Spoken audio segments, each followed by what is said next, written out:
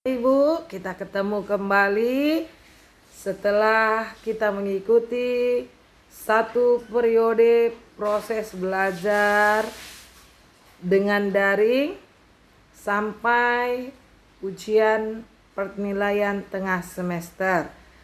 Nanti kamu akan menerima hasil belajar kamu selama beberapa bulan ini. Kita akan lanjutkan proses belajar kita pada daring yang kedua. Nah, hari ini kita akan belajar tentang sistem peredaran darah.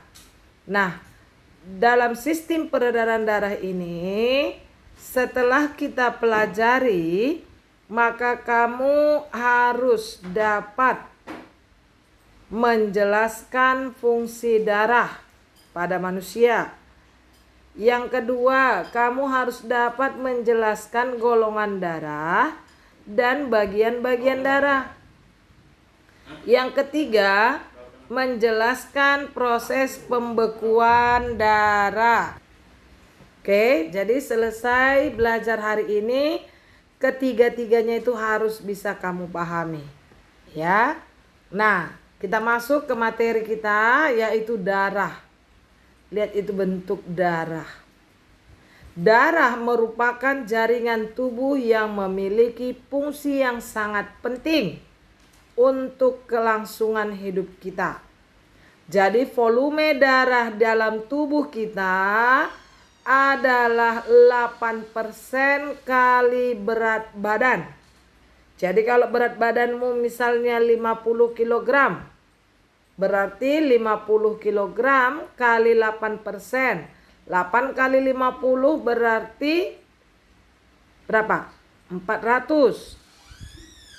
Nah, berarti 400% per 100 berarti 4 kg darah dalam tubuhmu. Oke? Nah, darah tersusun dari dua bagian, yaitu plasma darah sebanyak 55%, sel darah 45%. Nah, perbandingan bagian yang padat dan cair ini disebut nilai hematokrit. Yang mana yang padat, yang mana yang cair? Plasma darah itu adalah yang cair. Sel-sel darah yang padat. Nah, perbandingan 55% dan 45% itu adalah nilai hematokrit. Nilai hematokrit ini bervariasi. Normalnya 40 sampai 50%. Perhatikan, pada pria dewasa 35 sampai 45%. Pada wanita dewasa 35%. Pada anak-anak di atas 10 tahun dan 40 sampai 60% pada anak-anak. Nah, nilai hematokrit dapat mencerminkan volume total eritrosit. Nah, sel darah merah atau sel darah ada 3 macam, yaitu sel darah merah disebut dengan eritrosit, sel darah putih leukosit, dan keping-keping darah trombosit. Nah, perhatikan gambarnya. Ya, itu sel darah merah bentuknya bikonkav. Sel darah putih, sel keping-keping darah atau trombosit. Nah, fungsi darah. Satu, sebagai alat pengangkut. Apa aja yang diangkut oleh darah? Ya, yang pertama, eritrosit atau sel darah merah mengangkut oksigen dari paru-paru ke jantung dan ke seluruh tubuh. Nah, plasma darah mengangkut sari-sari makanan dari usus ke hati, kemudian ke seluruh tubuh. Karbon dioksida dari jaringan tubuh ke paru-paru. Ketiga, urea dari hati ke ginjal untuk dikeluarkan. Yang keempat, hormon dari kelenjar hormon ke seluruh tubuh. Nah, fungsi darah yang kedua yaitu leukosit berfungsi untuk membunuh bibit-bibit penyakit. Yang ketiga, trombosit berfungsi untuk pembekuan darah. 4. Menjaga kestabilan suhu tubuh. Suhu tubuh manusia berkisar 37 derajat Celcius. Walaupun suhu lingkungan meningkat atau menurun, hal ini dikarenakan penyebaran energi panas yang secara merata dilakukan oleh darah. Nah, itulah fungsi daripada darah. Sekarang kita perhatikan bagian-bagian darah, yaitu yang pertama, plasma darah. Plasma darah berguna dalam pengaturan tekanan osmosis darah, bertugas membawa sari-sari makanan, sisa metabolisme, hasil sekresi, dan beberapa gas. Mengandung 92% air, protein, dan senyawa organik lainnya. Terdapat garam anorganik, terutama NaCl. Protein yang larut dalam darah terdiri atas albumin, globulin, dan protein pembekuan darah. Nah, protein darah yang penting antara lain hormon, fibrinogen, albumin, dan globulin. Hormon sangat penting untuk kerja fisiologi alat tubuh. Fibrinogen ini untuk proses pembekuan darah. Albumin ini untuk menjaga tekanan osmotik darah. Globulin ini penting untuk membuat zat kekebalan tubuh. Oke. Nah, selanjutnya sel-sel darah. Nah, ada 3 macam sel darah, yaitu sel darah merah, disebut dengan eritrosit. Sel darah putih disebut dengan leukosit, di mana sel darah putih ini ada basofil, neutrofil, eosinofil, limfosit, dan monosit. Yang ketiga, keping-keping darah yang disebut dengan trombosit. Nah, kita akan bahas satu persatu sel-sel darah. Ya, yang pertama yaitu sel darah merah atau disebut dengan eritrosit. Nah, struktur eritrosit yang berbentuk bikonkav. Perhatikan gambarnya itu ya, Nak. Nah, ciri dan fungsi eritrosit. Eritrosit mamalia tidak berinti sehingga tidak memiliki DNA. Berbentuk bikonkav. Warna eritrosit tergantung pada hemoglobin. Kadar hemoglobin dalam Hb darah bervariasi tergantung pada jenis kelamin dan umur seseorang. Eritrosit juga mengkatalisis reaksi antara karbon dioksida atau CO2 dan air. Jumlah eritrosit bervariasi tergantung jenis kelamin, usia, dan ketinggian tempat tinggal seseorang. Nah, bagaimana proses pembentukan eritrosit yang disebut dengan eritropoiesis? Beberapa minggu pertama embrio di dalam kandungan, eritrosit dihasilkan dalam kantung kuning telur. Nah, beberapa bulan kemudian pembentukan eritrosit terjadi di dalam hati, limfa, dan kelenjar limfa. Sesudah bayi lahir, maka eritrosit dibentuk oleh sumsum tulang.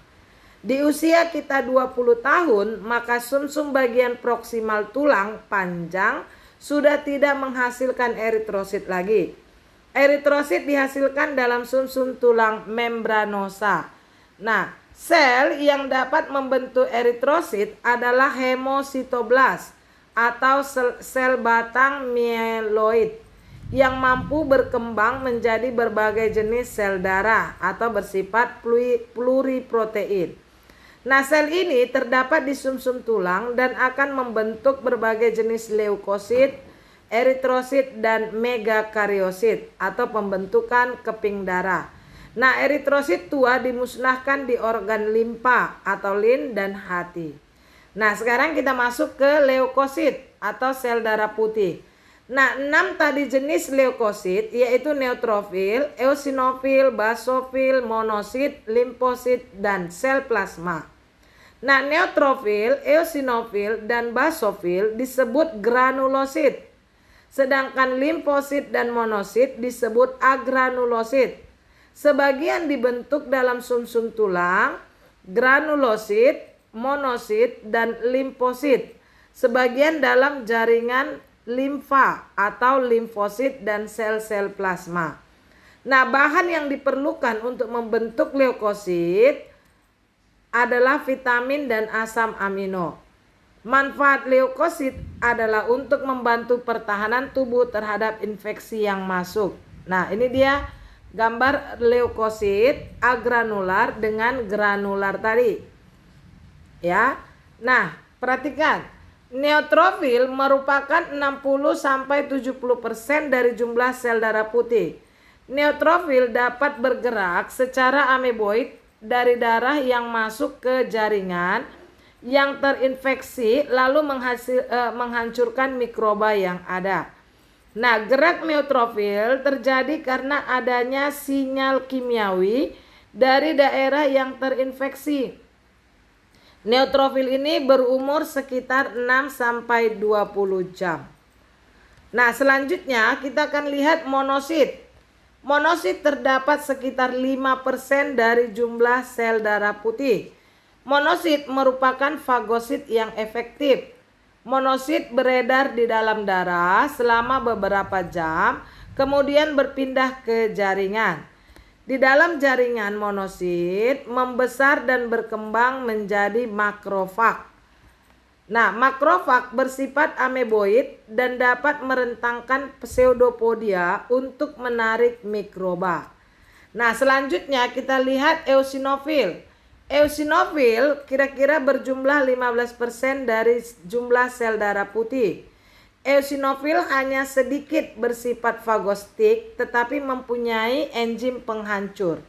Eosinofil berfungsi untuk melawan parasit besar seperti cacing dengan cara menghancurkan dinding luar cacing. Nah, basofil selanjutnya ya. Basofil ini granula basofil mengandung histamin. Apa itu histamin? Histamin adalah salah satu sinyal kimia yang akan dikirimkan jika terjadi luka dan peradangan. Jadi basofil diduga terlibat dalam reaksi alergi atau melawan protein asing yang masuk ke dalam darah. Nah, yang berikutnya yaitu limfosit. Vertebrata memiliki dua macam sel limfosit, yaitu limfosit sel T atau disebut dengan limfosit B dan sel T limfosit T. Nah, limfosit dibuat di sumsum tulang dan hati atau pada fetus. Limfosit berfungsi menghasilkan antibodi untuk melawan zat asing yang masuk. Vaksinasi berarti melakukan kekebalan secara buatan. Vaksin adalah bibit penyakit yang telah dilemahkan. Nah, ini gambar ke-6 leukosit. Ya, neutrofil, monosit, basofil, limfosit B, eosinofil dan limfosit T. Jadi jenis-jenis leukosit, granulosit dan agranulosit. Nah, selanjutnya kita masuk ke keping-keping darah atau disebut dengan trombosit. Nah, fungsi utamanya adalah sebagai sistem pertahanan. Mekanisme penggumpalan darah. Kamu perhatikan skemanya ini ya, Nak. Nah, lihat di situ keping-keping darah melekat pada serat kolagen yang mengalami luka. Ya, maka sumbat keping darah terbentuk gumpalan fibrin dengan sel-sel darah merah yang terperangkap dengan adanya fibrin. Nah, lalu faktor pembeku dari faktor kalsium dan pembeku dari faktor pembeku keping darah lain dan jaringan plasma darah menyebabkan terjadinya proses pembekuan. Jadi protrombin menjadi trombin dengan adanya kalsium, lalu fibrinogen menjadi fibrin. Nah, trombosit ini berfungsi untuk melakukan proses pembekuan darah. Nah, kalau kamu perhatikan bagaimana prosesnya penggumpalan darah, trombosit tadi mengeluarkan trombokinase. Nah, dengan adanya vitamin K dan ion kalsium, mengubah protrombin menjadi trombin. Trombin tadi diubah dari menjadi fibrinogen, dan fibrinogen diubah menjadi fibrin. Itu dia ya nak ya. Nah selanjutnya trombosit ini tadi berbentuk kecil dan tidak teratur, tidak berinti. Setiap 1 jam 1 mm kubik darah terdapat 250.000 trombosit. Ya. Nah, trombosit ini memiliki enzim yang namanya trombokinase. Jadi apabila darah keluar karena luka, misalnya kita lagi motong-motong apa, tangan kita terpotong, maka darah keluar, maka trombosit akan pecah. Nah, adanya enzim trombokinase ini keluar dari trombosit atau keping-keping darah, ini berpengaruh ion kalsium dalam darah. Maka enzim trombokinase tadi akan mengubah prototrombin menjadi trombin. Trombin akan mengubah fibrinogen menjadi benang-benang fibrin. Ya. Nah, benang-benang fibrin ini menyebabkan luka tertutup dan tidak mengeluarkan darah secara terus-menerus. Lalu prototrombin adalah senyawa protein yang dibentuk di hati dengan bantuan vitamin K. Nah, secara skemanya ini boleh kamu perhatikan skema proses pembekuan darah. Ya, lihat di sebelah kanan itu trombokinase pecah mengeluarkan trombosit pecah mengeluarkan trombokinase. Selanjutnya ya. Nah, lihat di situ proses pembekuan darah karena luka. Ini tadi dia nak. Nah, ini contohnya. Ya, untuk lebih jelasnya lagi kamu perhatikan. Oke. Nah, faktor-faktor yang mempengaruhi pembekuan darah yaitu suhu. Ya, suhu kamar, dingin dan panas. Suhu kamar itu artinya suhu yang netral ya, nak ya. Nah, yang kedua, pengocokan atau sentrifugasi, perlahan didiamkan atau cepat. Ya. Benda asing, kaca tambah lilin, kaca tambah kain kasa. Nah, yang keempat klasifikasi. Yang kelima heparin, hirudin, glukosa atau bisa ular. Ya. Nah, selanjutnya kamu perhatikan perbandingan antara eritrosit, leukosit dan trombosit sebelum masuk kita ke penggolongan darah. Nah, ini tabelnya tolong kamu perhatikan, kamu tulis dan kamu ingat. Oke, nah kita masuk ke penggolongan darah. Penggolongan darah ini berpengaruh oleh agglutinogen dan agglutinin. Agglutinogen adalah antigen-antigen dalam eritrosit yang membuat sel peka terhadap agglutinasi. Agglutinasi itu substansi yang menyebabkan agglutinasi sel atau penggumpalan. Nah, penggolongan darah ada 2 macam. Yang pertama sistem golongan darah ABO dan yang kedua sistem Rhesus. Nah, golongan darah sistem ABO, golongan darahnya dibagi menjadi 4. Golongan darah A, B, AB dan O. Nah, kamu perhatikan tabel itu. Golongan darah O, agglutinogennya tidak ada. Agglutininnya anti alfa dan anti beta. Golongan darah A, agglutinogennya A. Artinya penggumpalnya antiserum A. Jadi kalau dia ditetesi antiserum A, maka dia akan menggumpal. Kalau dia menggumpal, berarti golongan darahnya A. Makanya agglutininnya anti B. Nah, golongan darah B, agglutinogennya B, agglutininnya anti A. Jadi kalau ditetesi dia serum B, maka dia akan menggumpal. Sedangkan golongan darah AB, agglutinogennya A dan B. Jadi kalau ditetesi dia serum A dan serum B, dua-dua menggumpal, maka golongan darahnya AB. Dia tidak memiliki agglutinin. Nah, jadi dengan memahami golongan darah itu, maka kamu harus paham bagaimana proses transfusi darah. Nah, proses transfusi darah, kalau di situ kamu perhatikan, golongan darah O merupakan donor universal. Artinya golongan darah O itu bisa memberikan transfusi darah ke golongan darah A, ke B, ke AB, apalagi ke O. Sedangkan golongan darah AB dia hanya bisa menerima. Makanya dia namanya resipien universal. Golongan darah AB bisa menerima dari A, bisa menerima dari B, bisa menerima dari O. Itu secara teori, tapi sekarang kalau dipraktekkan di rumah sakit, kalau kita kekurangan darah AB, belum tentu kita bisa menerima dari golongan darah O. Karena sudah banyak faktor-faktor lain, ya. Nah, tapi secara sistem ABO dia seperti ini. Oke. Nah, ini kamu perhatikan golongan darah dan transfusi darah dan uji serum golongan darah A, B, AB dan O. Kalau seandainya kita belajar tatap muka ini bisa kita praktekkan. Tapi tidak masalah, nanti bisa kita praktekkan apabila kita sudah belajar secara tatap muka. Ya. Nah, sekarang kita perhatikan golongan darah sistem resus. Di mana sistem resus ini ada namanya resus positif dan ada resus negatif.